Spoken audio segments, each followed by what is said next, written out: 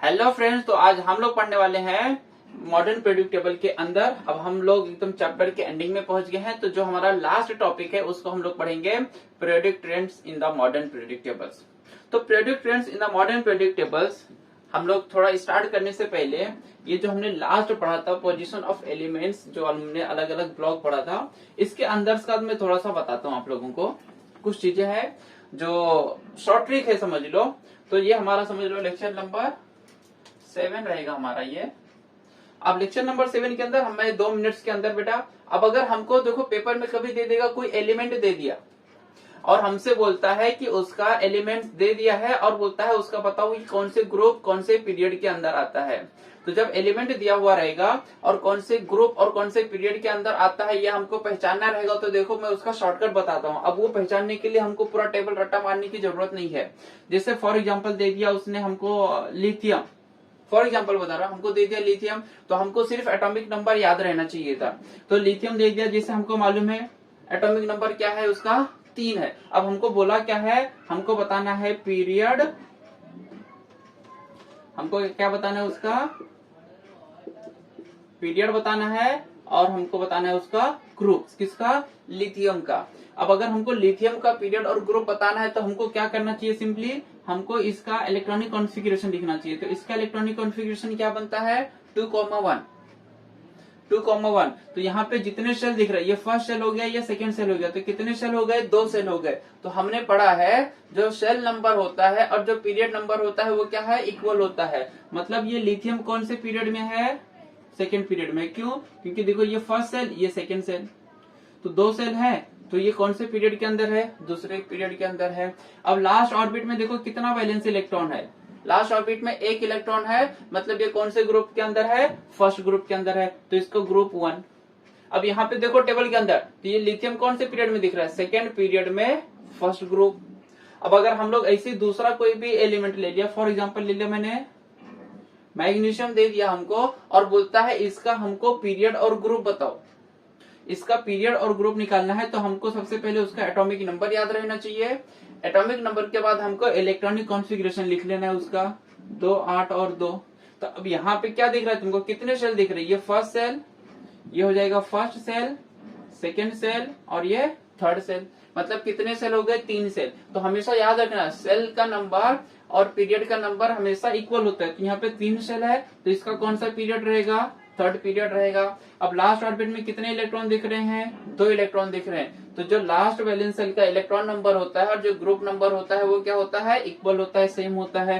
Last में 2 electron दिख रहा है, मतलब ये कौन से ग्रुप के अंदर है, सेकेंड ग्रुप के अंदर है। अब इसी तरीके से कौन सा भी ले लो, जो मैंने इसे प्रीवियस वीडियो देखोगे तो उसमें तुमको ये क्लियरली समझेगा कि कौन ग्रुप नंबर और पीरियड नंबर, इलेक्ट्रॉन नंबर कैसे देखते हैं।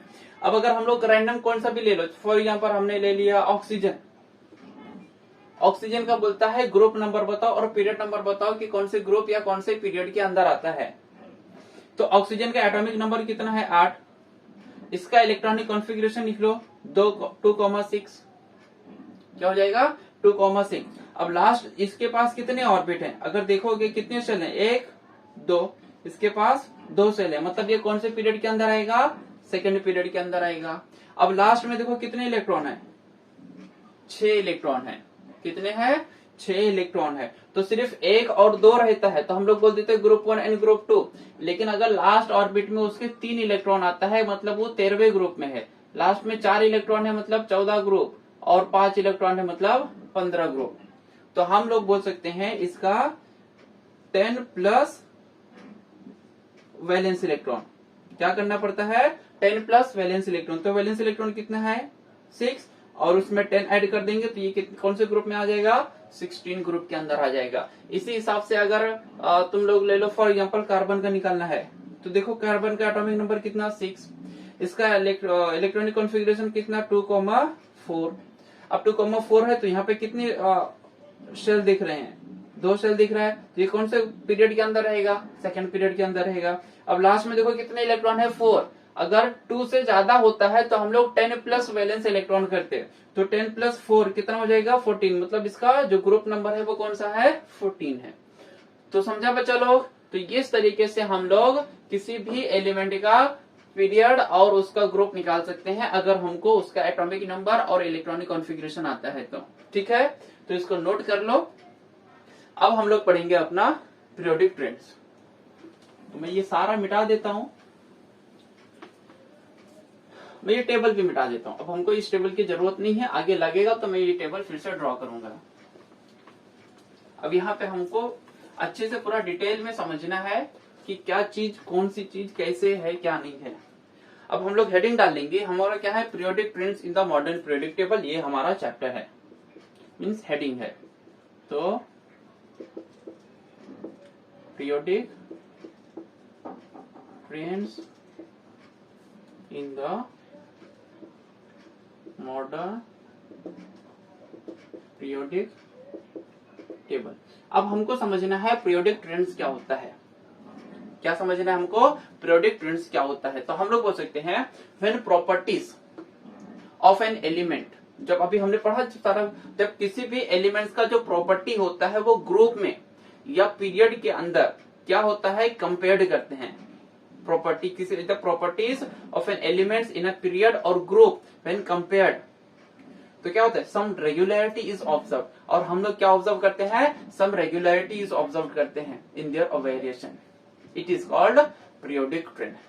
तो नोट कर लो क्या पढ़ना है, मैं अब बता रहा हूं आप लोग को, सुन के उसको नोट कर लेना। When properties of an element in a group और period of the modern periodic table is compared, some regularity is observed in their variation, it is called modern periodic table, तो sorry it is called periodic trend। तो समझ में आया periodic trend क्या, तो मतलब जब हम लोग ग्रुप और इसको स्टडी करते हैं तो उसके अंदर जो रेगुलरिटी दिखाई देता है हमको पीरियड के अंदर, ग्रुप के अंदर, उसी को हम लोग बोलते हैं पीरियोडिक ट्रेंड। अब हमको कितने टाइप का पीरियोडिक ट्रेंड पढ़ना है, तो अगर देखोगे तो हमको पीरियोडिक ट्रेंड्स होते हैं, वैसे 4 पीरियोडिक ट्रेंड्स होता है। एक होता है वैलेंसी, एक होता है एटॉमिक साइज, एक होता है metallic and non metallic character, और चौथा होता है मेटालिक ऑक्साइड, जो कि हमको यहाँ के 10th के हमारे उसमें मेटालिक ऑक्साइड दिया हुआ नहीं है। तो ये 4 मतलब पीरियोडिक ट्रेंड्स होते हैं। तो यहाँ पे हमको ये दिया हुआ नहीं है तो हम लोग यहाँ पे पढ़ेंगे नहीं, लेकिन मैं फिर भी बता दूंगा। अब हम लोग इस 3 को समझते हैं, पढ़ते हैं। तो हम लोग सबसे पहले पढ़ते हैं वैलेंसी क्या होता है, समझ में। अब हम लोग समझेंगे वैलेंसी क्या होता है। तो अगर मैंने इससे पहले एक वीडियो बनाया है वैलेंसी के ऊपर, आप वो लोग वीडियो जाके देखोगे तो पूरा समझेगा वैलेंसी क्या होता है। फिर भी मैं यहाँ पे रिपीट करता हूँ, बताता हूँ। तो हम लोग बोल सकते हैं किसी भी एलिमेंट की जो वैलेंसी होती है वो कैसे डिटरमाइन होती है, by number of valence electron. तो अगर मैं इसको बताऊं, किसी भी एलिमेंट्स की जो वैलेंसी होती है वो डिटरमाइन होती है by number of valence electron present in the outer most shell. Outer most shell में जो वैलेंस इलेक्ट्रॉन प्रेजेंट होता है उसी से हमको पता चलता है कि एलिमेंट की वैलेंसी कितनी है। तो अगर मैं इसका डेफिनेशन लिख दूं,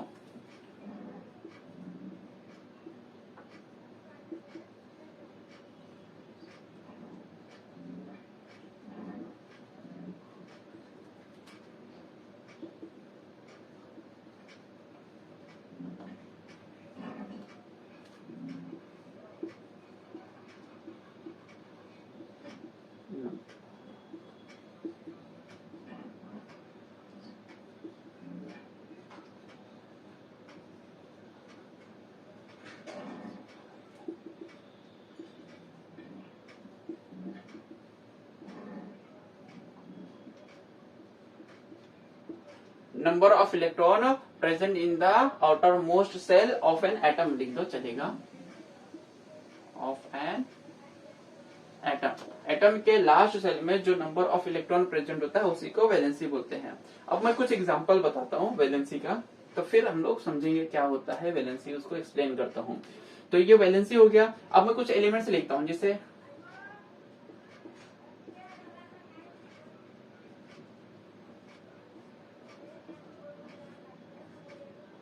अब ये मैंने लिख दिया, एलिमेंट्स लिख दिया। हाइड्रोजन इसका एटॉमिक नंबर है, समझ लो कितना, 1 2 3 4 5 6 7 8 9, अब नियॉन भी लिख लिया 10। अब इसका इलेक्ट्रॉनिक कॉन्फ़िगरेशन निकालो, वैलेंसी निकालना है तो हमको इसका इलेक्ट्रॉनिक कॉन्फ़िगरेशन पता रहना चाहिए। तो हाइड्रोजन का इलेक्ट्रॉनिक कॉन्फ़िगरेशन कितना है 1, हीलियम का कितना होता है 2, लिथियम के कितना 2,1, बेरिलियम का कितना होता है 2,2, बोरॉन का कितना होता है 2,3, कार्बन का कितना होता है 2,4, और नाइट्रोजन का कितना होता है 2,5, ऑक्सीजन का कितना होता है 2,6, और फ्लोरीन का होता है 2,7, और नियॉन का होता है 2,8। अब यहाँ पे समझो क्या होता है, हमको क्या समझना है, वैलेंसी। तो मैं यहाँ पे लिख देता हूं, वैलेंसी निकालना है। तो अब देखो, अगर किसी भी एलिमेंट्स के लास्ट ऑर्बिट, मतलब एटम के लास्ट ऑर्बिट में 1 2 या 3 इलेक्ट्रॉन है, तो वही इलेक्ट्रॉन क्या होता है, उसकी वैलेंसी होता है। तो हाइड्रोजन की वैलेंसी कितनी हो गई 1, हीलियम की वैलेंसी कितनी हो गई 0। अब इसकी वैलेंसी देखो, लास्ट ऑर्बिट क्या है इसका, कंप्लीट है, तो इसको कोई भी ना इलेक्ट्रॉन लेना है ना देना है, तो इसकी वैलेंसी कितनी 0। अब देखो लिथियम, लिथियम के लास्ट ऑर्बिट में कितना इलेक्ट्रॉन 1, तो इसकी वैलेंसी कितना 1 हो गया। अब बेरिलियम को देखो, बेरिलियम के लास्ट ऑर्बिट में कितना इलेक्ट्रॉन 2, तो इसकी वैलेंसी कितनी 2। बोरॉन के लास्ट ऑर्बिट में 3 इलेक्ट्रॉन, तो इसकी वैलेंसी 3। और कार्बन के लास्ट ऑर्बिट में कितने इलेक्ट्रॉन 4, तो इसकी वैलेंसी कितना 4। अब यहाँ पे देखो, इसके नाइट्रोजन के लास्ट ऑर्बिट में कितने इलेक्ट्रॉन है 5, तो हम लोग इसकी वैलेंसी 5 नहीं बोलेंगे। जब 4 या 4 से ज्यादा, जब 4 से ज्यादा इलेक्ट्रॉन रहता है उसके लास्ट ऑर्बिट में, तो हम लोग को क्या करना पड़ता है, 8 में से वैलेंस इलेक्ट्रॉन को माइनस करना रहता है। वैलेंसी निकालना है तो 8 माइनस वैलेंस इलेक्ट्रॉन। अब 8 में से यहाँ पे कितने इलेक्ट्रॉन है 5, 5 को माइनस कर दो तो कितना आ जाएगा 3। तो समझ लो नाइट्रोजन की वैलेंसी कितनी हो गई 3। अब ऑक्सीजन है तो देखो लास्ट में कितने हैं 6, तो ये भी क्या होएगा 8 में से 6 माइनस होएगा, जो बचेगा इसकी वैलेंसी कितनी हो गई, ऑक्सीजन की वैलेंसी कितनी है 2। अब उसके बाद देखो फ्लोरीन, लास्ट ऑर्बिट में कितने इलेक्ट्रॉन है 7, तो 8 माइनस 7 कितना आ जाएगा 1, तो इसकी वैलेंसी कितनी हो जाएगी 1। अब देखो नियॉन, नियॉन के लास्ट ऑर्बिट में 8 इलेक्ट्रॉन है, कुछ भी उसको क्या बोलते हैं, इलेक्ट्रॉन ना लेने की ना देने की जरूरत है, मतलब उसका ऑक्टेट क्या है कंप्लीट है, तो इसके लास्ट ऑर्बिट में कितने इलेक्ट्रॉन, वैलेंसी कितनी हो जाएगी इसकी 0। तो ये इस तरीके से हमने वैलेंसी देखा क्या होता है। अब वैलेंसी समझ गए अगर, तो देखो मैं इसके पॉइंट्स लिखाता हूं। अगर हमको आता है right a short note on valency, तो हमको सिंपल में ये डेफिनेशन लिख देना है। अब इसके अंदर कुछ प्रॉपर्टीज, मतलब कुछ चीजें मैं बताता हूं। तो अब हम लोग समझते हैं ऑल एलिमेंट्स ऑफ ग्रुप, किसी भी एलिमेंट्स के ग्रुप को लेंगे हम लोग, कोई एक ग्रुप ले लो, उसके अंदर की जो वैलेंसी रहती है वो क्या होती है, सबकी सेम होती है। जैसे हमारा जो पहला ग्रुप है, पहला ग्रुप क्या दिया हुआ था हमको, ना देखो लीना करे रब से फरियाद, ये हमारा ग्रुप 1 है। अब ग्रुप 1 की वैलेंसी अगर मैं तुमको बताऊं निकाल के, तो ये सारा हमारा ग्रुप 1 है, ग्रुप 1 के एलिमेंट है हमारा। अब ग्रुप 1 के हाइड्रोजन के लास्ट ऑर्बिट में कितने इलेक्ट्रॉन 1, लिथियम के लास्ट ऑर्बिट में कितने इलेक्ट्रॉन 1, या मैं इसको लिख के बताता हूँ 2,1, सोडियम का कितना 2 8 1, पोटेशियम कितना 2 8 8 1। तो अब अगर देखोगे तो सबके लास्ट ऑर्बिट में क्या आता है, एक ही इलेक्ट्रॉन आता है। अगर दूसरा ग्रुप मैं बता दूं, बेरिलियम, ये ग्रुप 2 का मैं बता रहा हूँ, बेरिलियम, मैग्नीशियम, बेटा मांगे, कार, स्कूटर, बाप।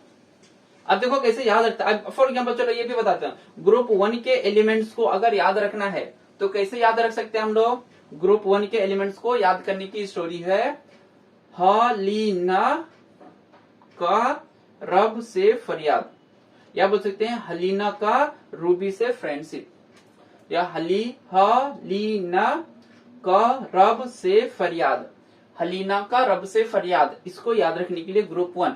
अब ग्रुप 2 को अगर मैं इसका निकालूं इलेक्ट्रॉनिक कॉन्फ़िगरेशन तो क्या मिलेगा 2,2 2 8 2, कैल्शियम 2 8 8 2। देखोगे तो सबके लास्ट ऑर्बिट में कितने इलेक्ट्रॉन आ रहे हैं 2। ग्रुप 2 का एलिमेंट है तो उसके लास्ट में 2 इलेक्ट्रॉन मिलेंगे।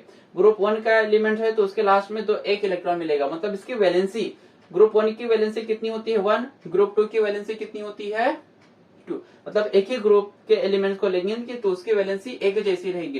ग्रुप 2 की पूरी वैलेंसी एक रहेगी।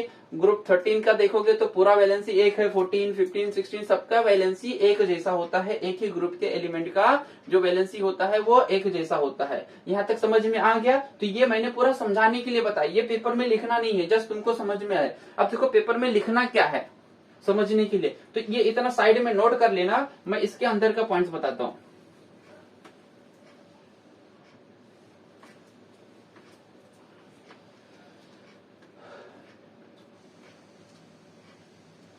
तो हम लोग समझेंगे क्या होता है इसमें, समझ में आया? तो हम लोग बोलेंगे all element of a group have same number of valence electron. तो देखो नेक्स्ट पॉइंट लिखेंगे,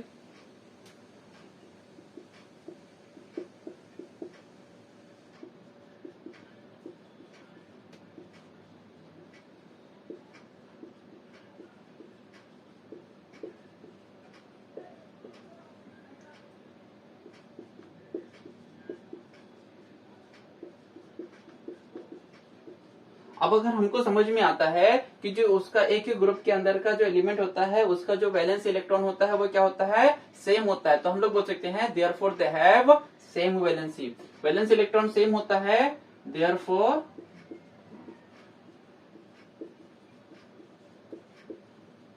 दे हैव सेम वैलेंसी। अब एलिमेंट का ग्रुप, एक ही ग्रुप के अंदर जो एलिमेंट होते हैं उसका वैलेंस इलेक्ट्रॉन एक जैसा होता है, इसीलिए उसकी वैलेंसी क्या होती है सेम होती है। अब अगर मैं एक और पॉइंट बताऊं, अभी यहाँ पे जो तुमने देखा, जो मैंने पहले लिखा हुआ था वैलेंसी कैसे लिखा हुआ था मैंने सबकी वैलेंसी, जैसे हाइड्रोजन का 1, हीलियम का 0, फिर क्या आया था इसका 1 2 3 4 3 2 1 0। तो देखोगे जो वैलेंसी होती है, देखो 1 2 3 तक क्या होती है इंक्रीज होती है, फिर वैलेंसी देखो 4 के बाद क्या होती है डिक्रीज होती है। तो मतलब देखो 1 2 3 4, 4 तक बढ़ा, फिर 4 के बाद क्या हो गया 4 3 2 1, तो वैलेंसी क्या होता है 1 to 4 इंक्रीज होता है और 4 to 0 क्या होता है डिक्रीज होता है। तो नेक्स्ट पॉइंट हम लोग इसी से बनाएंगे, the valency increases from 1 to 4।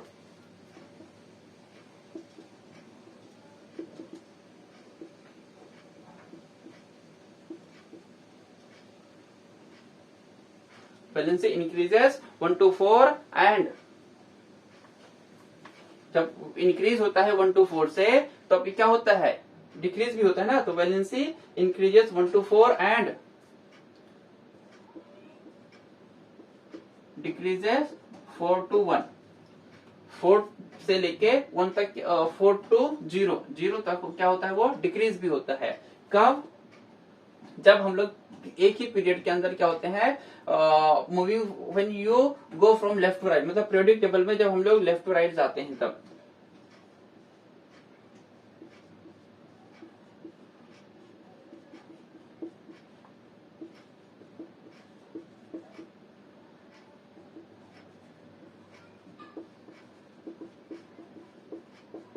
In periodic table, तो हमको अगर शॉर्ट नोट आता है तो हमको वैलेंसी का इतने सारे पॉइंट्स लिखना है, ठीक है?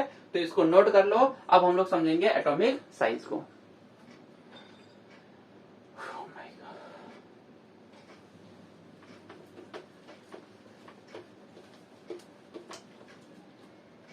अब हम लोग समझेंगे एटॉमिक साइज क्या होता है। ये सेकंड हमारा क्या बोलते हैं पीरियोडिक टेंस है।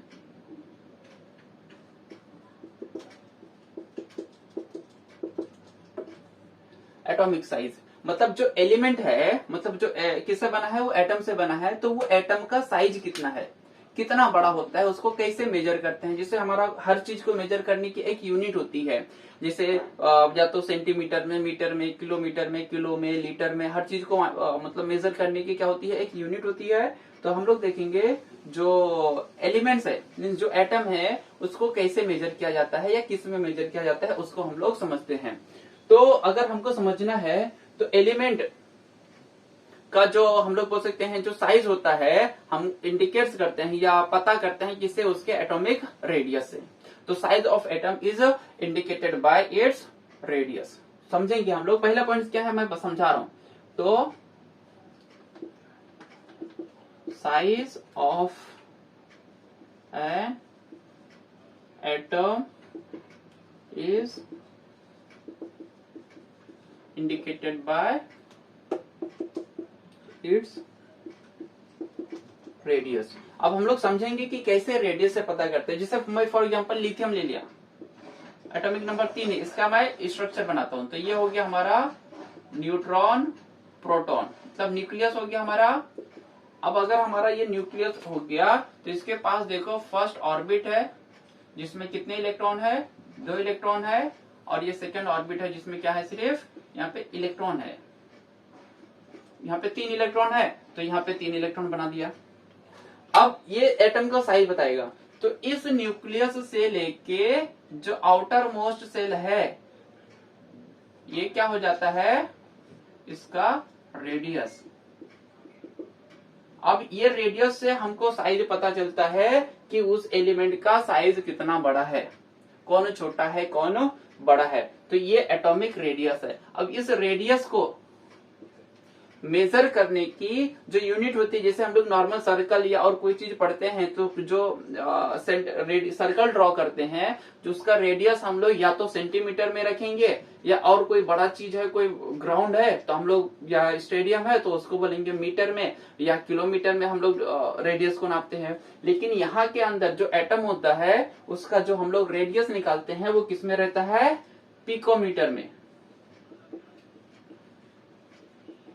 पिकोमीटर जिसे हम लोग स्मॉल पीएम बोलते हैं। तो एटॉमिक साइज रेडियस को किस में मेजर करते हैं हम लोग, पीएम में, पिकोमीटर में। यहां तक समझ में आया। अब यहाँ क्या होता है एटॉमिक रेडियस, हम लोग बोल सकते हैं इट इज द डिस्टेंस। क्या है, distance. Atomic radius is the distance between nucleus of the atom and its outer most shell. जो इसका आउटर मोस्ट सेल है और जो न्यूक्लियस है इसके बीच का जो डिस्टेंस होता है वो कहलाता है रेडियस। क्या कहलाता है वो, रेडियस कहलाता है। या हम लोग बोल सकते हैं एटॉमिक रेडियस कहलाता है। रेडियस बोलो या एटॉमिक रेडियस बोलो, समझ में आया। तो एटॉमिक रेडियस क्या है, साइज बताना है हमको। Atomic radius is the distance between the nucleus of an atom and its outer most shell. इस दोनों के बीच का जो डिस्टेंस होता है वो कहलाता है एटॉमिक रेडियस। अब इस एटॉमिक रेडियस को जो मेजर करने की जो यूनिट होती है वो क्या होती है, पिकोमीटर। पीएम में हम लोग क्या करते हैं, इसको मेजर करते हैं। समझ में आया बच्चा लोग। तो अब हम लोग इसको डेफिनेशन को मैं लिखता हूँ, इसको नोट करो और ये समझने के लिए ठीक है। फिर इसके क्या क्या पॉइंट्स लिखना है वो भी मैं बताता हूँ। चलो ठीक है, मैं उसको रहने देता हूं और साइड में लिखता हूं सेकंड पॉइंट कि एटॉमिक रेडियस क्या है।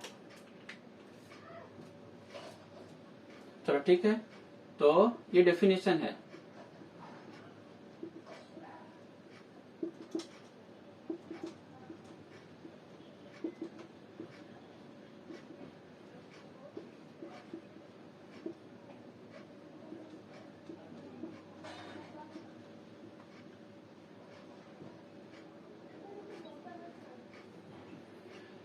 तो atomic radius is the distance between the nucleus of an atom.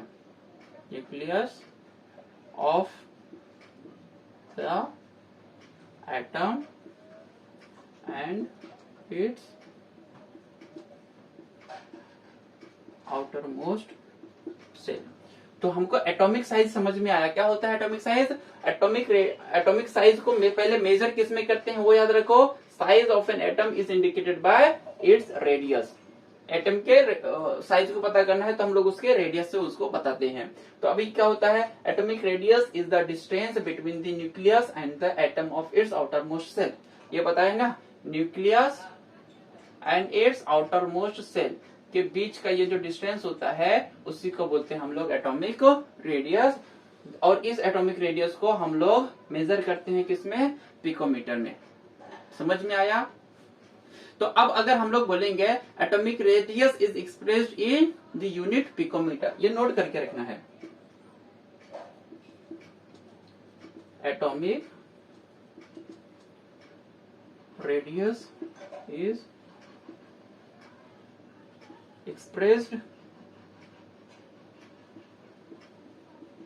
Unit picometre, जिसे हम लोग बोलते हैं स्मॉल पीएम। समझ में आया? अब अगर हम लोग देखेंगे जो एटॉमिक रेडियस होता है, जब पीरियोडिक टेबल अगर हम लोग पढ़ रहे थे, जब हम लोग एक ही पीरियड के अंदर जाते हैं, सेम मतलब विद इन अ पीरियड, एक ही पीरियड के अंदर जब हम लोग फॉर एग्जाम्पल समझ लो पीरियड 2 में है, जब हम लोग पीरियड 2 में लेफ्ट टू राइट मूव करते हैं तो लास्ट ऑर्बिट में, अब पीरियड नंबर क्या होता है 2, तो समझ लो उसके पास कितना सेल है, 2 सेल है। अब लास्ट सेल में क्या होता है, इलेक्ट्रॉन ऐड होते जाता है। जब इलेक्ट्रॉन ऐड होते जाता है तो एक एक इलेक्ट्रॉन बढ़ते जाता है। जैसे मैं बताता हूँ, फॉर एग्जाम्पल समझो हमने ले लिया लिथियम, तो लिथियम के पास 2,1, उसके बाद क्या आता है, ये सेकेंड पीरियड का हम लोग एलिमेंट पढ़ रहे हैं, सेकेंड पीरियड हम लोग देखेंगे पीरियड में कैसे इंक्रीज होता है एलिमेंट। तो पीरियड में गए तो कितना हो गया लिथियम, उसके बाद क्या आया है बेरिलियम, तो ये क्या हो जाएगा 2,2। अब अगर हम लोग देखेंगे बोरॉन, तो बोरॉन क्या होगा 2,3, और उसके बाद क्या हो जाता है कार्बन 2,4, उसके बाद क्या आता है नाइट्रोजन 2,5। अब अगर देखोगे तो मैं कौन से पीरियड में हूँ, सेकेंड पीरियड में हूँ, सबके साथ पास कितना 2-2 शेल है, लेकिन लास्ट ऑर्बिट में देखो इसके लिथियम के लास्ट ऑर्बिट में 1 शेल है, 1 इलेक्ट्रॉन है, तो बेरिलियम के लास्ट ऑर्बिट में 2 इलेक्ट्रॉन हो गया, फिर बोरॉन के लास्ट ऑर्बिट में 3 इलेक्ट्रॉन, 4 इलेक्ट्रॉन, 5 इलेक्ट्रॉन, मतलब लास्ट ऑर्बिट में इलेक्ट्रॉन क्या हो रहा है, बढ़ते जा रहा है। अब जैसे जैसे लास्ट ऑर्बिट में इलेक्ट्रॉन बढ़ते जाता है, ये क्या होता है, जो न्यूक्लियस होता है, जैसे जैसे अब ये न्यूक्लियस और ये जो इलेक्ट्रॉन है, तो ये क्या करता है, जो न्यूक्लियस उस इलेक्ट्रॉन को अपनी तरफ पुल करता है। अब जितना ज्यादा ये इसके लास्ट ऑर्बिट में नेगेटिव चार्ज रहेगा, यहाँ पे प्रोटॉन, ये जो प्रोटॉन है पॉजिटिव चार्ज, उसे न्यूक्लियस उसको अपनी तरफ उतना ज्यादा खींचेगा। अब अगर लास्ट ऑर्बिट में 1 इलेक्ट्रॉन है, तो जो न्यूक्लियस का फोर्स ऑफ अट्रैक्शन इलेक्ट्रॉन के साथ वो कम है, तो इसका साइज बड़ा है। जैसे ही 1 इलेक्ट्रॉन और बढ़ गया इसके लास्ट ऑर्बिट में, तो ये और ज्यादा खींचेगा, तो ये जो साइज है इसका रेडियस का वो और छोटा हो जाएगा। समझ लो 3 इलेक्ट्रॉन हो गए तो वो और छोटा होएगा, 4 इलेक्ट्रॉन हो गए तो और छोटा होएगा, 5 इलेक्ट्रॉन हो गए तो वो और तेजी से खींचेगा, तो साइज उसका छोटा होते जाएगा। तो जैसे हम लोग पीरियोडिक टेबल में लेफ्ट टू राइट बढ़ते हैं, जो एटम होता है उसका साइज क्या होता है, छोटा होते जाता है। क्यों छोटा होते जाता है, क्योंकि उसके लास्ट ऑर्बिट में एक एक इलेक्ट्रॉन ऐड होते जाता है, बढ़ते जाता है। समझ में आया? अब अगर यही हम लोग पीरियोडिक टेबल में टॉप से नीचे आते हैं बॉटम की तरफ, यहाँ कहाँ से आते हैं, पीरियोडिक टेबल में ऊपर से नीचे की तरफ आते हैं, तो समझ लो पहले फर्स्ट पीरियड में था तो 1 शेल था उसके पास, सेकेंड पीरियड में आ गया तो 2 शेल हो गया, थर्ड पीरियड में आ गया तो 3 शेल, फोर्थ पीरियड में आ गया तो 4 शेल। तो साइज देखो क्या हो रहा है, बड़ा होते जा रहा है। फर्स्ट उसमें है फॉर एग्जाम्पल जैसे हाइड्रोजन फर्स्ट पीरियड के अंदर है, तो ये न्यूक्लियस और ये उसका हो गया 1 शेल। फिर उसके बाद देखो उसके नीचे दिया हुआ है लिथियम, तो लिथियम दिया हुआ है तो उसके पास समझ लो 1 न्यूक्लियस, 1 शेल, 2 शेल। उसके पास देखो सोडियम दिया है, सोडियम के पास क्या होता है, ये 1 न्यूक्लियस, ये 1 शेल, 2 शेल, 3 शेल। तो जैसे जैसे पीरियड बढ़ते जाता है, देखो एटम का साइज क्या हो रहा है, मतलब जब ऊपर से नीचे की तरफ आते हैं ग्रुप में, तो एक एक और एक एक शेल क्या होता है, बढ़ते जाता है। जब बढ़ते जाता है तो हम लोग बोल सकते हैं एटम का साइज इंक्रीज होता है। तो जब हम लोग साइज के बारे में बता रहे हैं, तो जब हम लोग लेफ्ट टू राइट जाते हैं तो एटम का साइज क्या होता है, डिक्रीज होता है, और जब टॉप टू बॉटम आते हैं तो एटम का साइज क्या होता है, इंक्रीज होता है। समझ में आया? तो अब हम लोग इसी को नोट करते हैं। ये सब साइड में नोट करके रखना है, समझने के लिए बहुत जरूरी है। मैं तो सिर्फ पेपर के हिसाब से क्या बोलते हैं आंसर लिखा देते हैं। अब अगर हम लोग देखेंगे तो in a period atomic radius generally decreases, तो हम लोग मैं बोल सकता हूं इन अ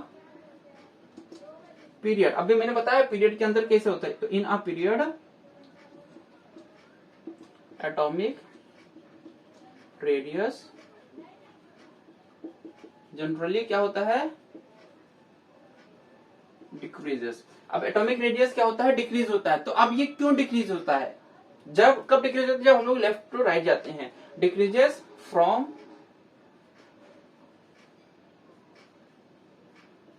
left to decreases from left to right. जब हम लोग लेफ्ट टू राइट जाते हैं तो उसका एटॉमिक साइज क्या होता है, डिक्रीज होता है। अब ये क्यों होता है ये भी नोट कर लो। दिस इज बिकॉज क्या होता है, एक एक electron gets added, electrons are added to the same shell. This is because electrons are added to the same shell. अब इलेक्ट्रॉन क्या होता है, सेम शेल के अंदर ऐड होते जाता है। जब ऐड होता है इलेक्ट्रॉन्स तो न्यूक्लियस क्या करता है, उसको अपनी तरफ खींचता है, पुल करता है। एडेड एंड क्या करता है वो, experience the greater pull from the nucleus.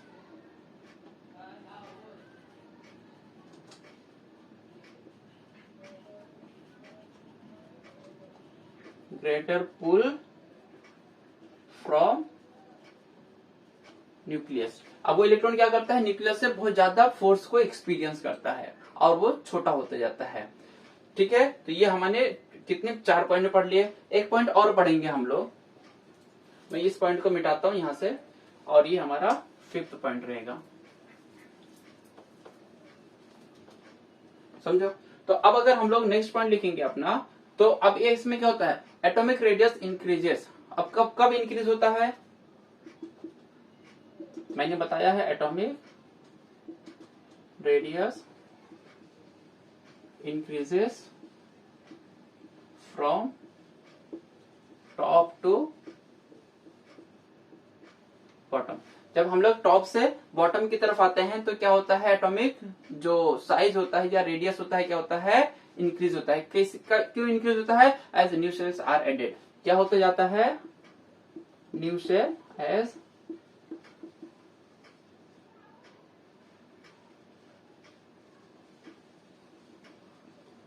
Are added. अब नए सेल उसमें क्या होते जाते हैं, ऐड होते जाते हैं। इसकी वजह से उसका साइज क्या होता है, बढ़ते जाता है। And bringing outer most electron farther from the nucleus. और आउटर मोस्ट इलेक्ट्रॉन को क्या करता है, न्यूक्लियस से दूर करते जाता है। Added, new shells are added.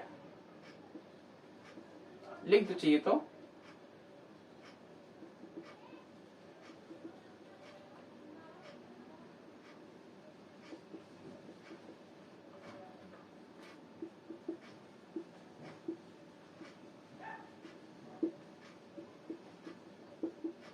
और इलेक्ट्रॉन को क्या करता है, न्यूक्लियस से दूर कर देता है, जिससे वो खींच नहीं पाता और उसका साइज क्या होता जाता है, बड़ा होता जाता है। तो हमने पढ़ा वैलेंसी क्या होती है और एटॉमिक साइज क्या होता है। अब नेक्स्ट पढ़ेंगे हम लोग मेटालिक कैरेक्टर। तो नोट कर लो बच्चा लोग इसको।